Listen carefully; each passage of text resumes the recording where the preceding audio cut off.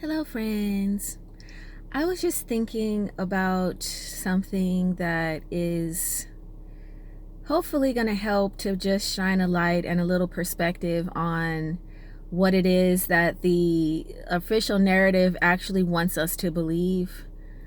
I was at the grocery store yesterday and I came across quite a few empty shelves.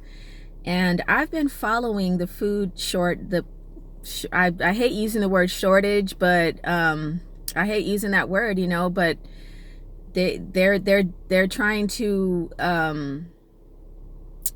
don't want to start talking crazy, but I'm crazy. I don't know, what can I say? Um the powers that shouldn't be are attempting to decimate the food supply for the United States and all of the Western countries who have usually enjoyed, except for Russia. I mean, this is something that happened there. What happened in Russia was that the Soviets went around and they destroyed all of the crops. They put all the farmers in jail, and they basically took over the food system so that very little food was produced, and the food that was produced all went entirely to the government from where it was distributed amongst the people and rationed out.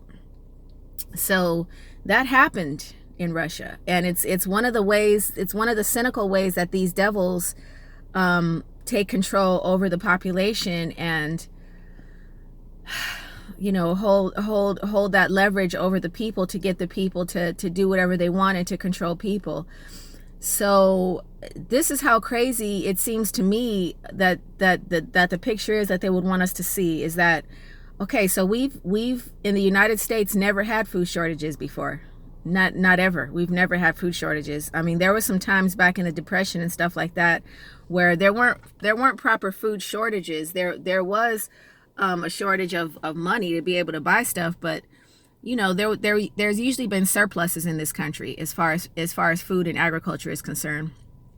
So we've never had food shortages. We've always had an abundance and more than enough, and especially when they got started with all the GMOs and stuff, they started mass producing food that needlessly, so they kind of like inundated us with GMO foods, and so we've just been swimming in the food. We never had shortages before. So out of the blue, out of nowhere, overnight, because of a CV that supposedly is killing humans, now it's also messing up the food supply somehow we don't have enough food anymore because of the CV. How does that translate? I thought it was a human problem. I didn't know that that animals were having the same issue with that. And so all of a sudden, the earth is just too weak and too feeble and too sick to support crops and to feed us and to support animals and to support us overnight, all of a sudden. And I challenge you to go out and look around at the earth itself, not at the world, because there's a lot of sick shit going on in the world, but look around the earth itself. Does it look like it has a problem? It's not broken. The earth is never broken. We have water, we have land, soil, sunshine, sunlight, and wind. Those are the things that are needed to grow food. And those things aren't broken. They will never be broken. Sure, a lot of the soil is barren, it's deserted, but you can easily restore desertified soil. Easily. All you need is to have an animal come and poop and pee on it for a while.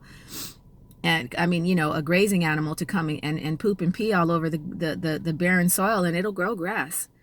Because the seeds that the animal is eating from the grasses is going to go down into the soil, out of the poop. And so it's easy to restore our land. That's not a big problem.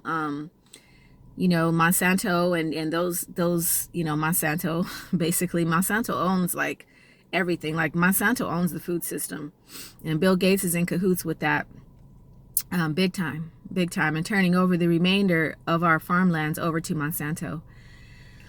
And it's just don't believe it. All I'm saying is don't believe anything they say. Don't believe any excuses that they come out with why we have to eat laboratory grown meats, why we have to, become vegetarians, because that's what they're going to push. They're going to push veganism, and it's all going to be coming from, their sick and distorted ideas about what we should be eating. And don't believe it. They're in the UK right now. They're coming out with all of these regulations about chickens because of the so-called bird flu. They're saying that you can't have a coop unless it's covered. Every chicken has to be registered with the state. Those are just two of the things that I can remember from the article, but it's terrible what they're trying to roll out. They're trying to take away our only thing that makes us free, which is food security. The only thing that people can do on their own, that they don't really need the government for. So don't believe it. This is just my plea to everyone who is interested in being different and interested in having your own perspective. The official narrative is a lie from head to toe. All of it is. All of the official narrative is a lie. So, I mean, I would suggest growing your own food, and, maybe getting some chickens or growing some fish or stuff like that. And it's kind of late for us who haven't already started doing that.